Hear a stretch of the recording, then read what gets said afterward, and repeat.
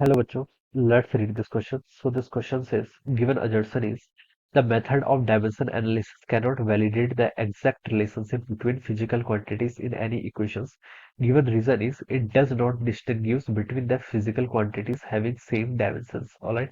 और देखिए इसके करस्पॉन्डिंग हमें यहाँ पर फोर ऑप्शंस क्या कर रखे हैं, गिवन कर रखे हैं। तो चलिए बच्चों इस क्वेश्चन को स्टार्ट करते हैं and we are writing the key concept of this question. हम देखिए इसको बच्चों इस क्वेश्चन का की कॉन्सेप्ट क्या लिख सकते हैं। आपको यहाँ पर बताना है डायमेंशन एनालिसिस कैनॉट वैलिडेट और इट कैनॉट। तो बेसिकली हमें यहाँ पर ड्रॉबैक्स बताने क्या बताने हैं आपको डायमेंशन एनालिसिस के क्या क्या ड्रॉबैक्स होते हैं ये लिख लीजिए, ठीक है।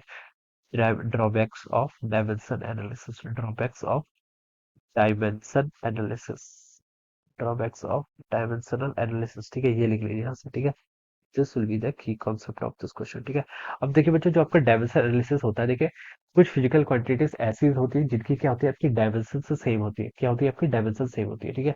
डायमेंशन क्या होती है सेम होती है, जैसे देखिए मैंने अभी जैसे मैं एग्जांपल देता हूँ आपको। जैसे आपका डायमेंशन किस किस के सेम होती है, जैसे आपका टॉर्क, टॉर्क क्या आपका देखिए, टॉर्क आपका एक फोर्स, टॉर्क क्या होता है देखिए, टॉर्क को हम डिफाइन करते हैं आपका R vector cross F vector से। कैसे डिफाइन करते हैं, R vector cross F vector, ठीक है। ये आपका रोटेटिंग इफेक्ट ऑफ फोर्स बताता है, क्या बताता है आपका रोटेटिंग इफेक्ट ऑफ फोर्स, ठीक है। इसकी डायमेंशन देखिए बच्चों कितनी होती है, इसकी डायमेंशन होती है आपकी एम एल टू। फोर्स की डायमेंशन क्या होती है, मास इंटू एक्सेलरेशन, ठीक है, और इंटू लेंथ कर देंगे तो M L two T minus हो जाती है, ठीक है। दिस इज अ डायमेंशन, ये आपकी डायमेंशन किसके, टॉर्क की, ठीक है। अब बता सकता हूँ देखिए बच्चों जो आपकी ये आपकी टॉर्क की डायमेंशन है, एनर्जी की भी आपकी सेम डायमेंशन होती है, वर्क की भी आपकी देखिए सेम ही डायमेंशन होती है, ठीक है। तो देखिए इन दोनों की डायमेंशन क्या आपकी सेम है, ठीक है। डायमेंशन क्या है आपकी सेम है, ठीक है। तो आप बता सकते हैं देखिए both quantities have the same dimension, ठीक है।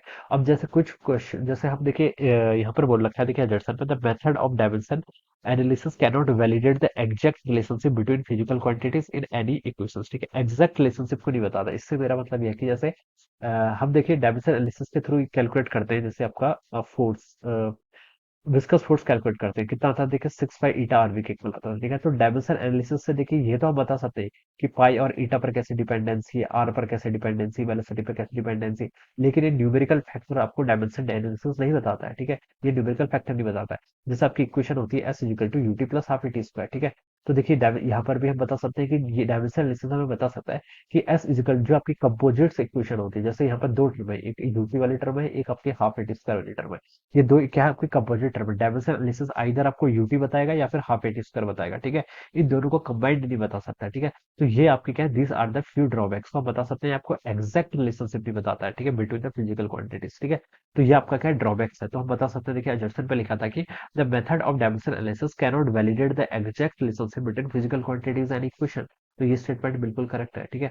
रीजन में देखिए क्या बोल रखा है, it does not distinguish between the physical quantities having same dimensions, ठीक है। तो ये रीजन में बिल्कुल करेक्ट है। देखिए ये फिजिकल क्वांटिटीज के बीच की सेम डायमेंशन है, टॉर्क, एनर्जी, वर्क, ठीक है, इनकी डायमेंशन सेम है। जिसे हम बोलते हैं वेलोसिटी ग्रेडियंट की डायमेंशन आपकी क्या होती है, फ्रीक्वेंसी की डायमेंशन की तरफ होती है, ठीक है, सेम होती है। तो ये इनके बीच में क्या करता है, डिस्टिंग्विश नहीं कर पाता है जिनकी डायमेंशन क्या सेम है। तो रीजन भी क्या बिल्कुल करेक्ट है। तो बच्चों अजर्सन भी करेक्ट है, रीजन भी करेक्ट है, बट रीजन करेक्ट एक्सप्लेनेशन नहीं है, ठीक है, अजर्सन का। तो देखिए बच्चा सकते हैं कौन सा ऑप्शन होना चाहिए, फिर टू ऑप्शन होना चाहिए, ठीक है। तो हम यहाँ से लिख सकते हैं कि option two will be the right answer of this question, ये क्या होगा इसके करस्पॉन्डिंग आपका करेक्ट आंसर हो जाएगा। So I hope you all understood this concept, all the best and thank you.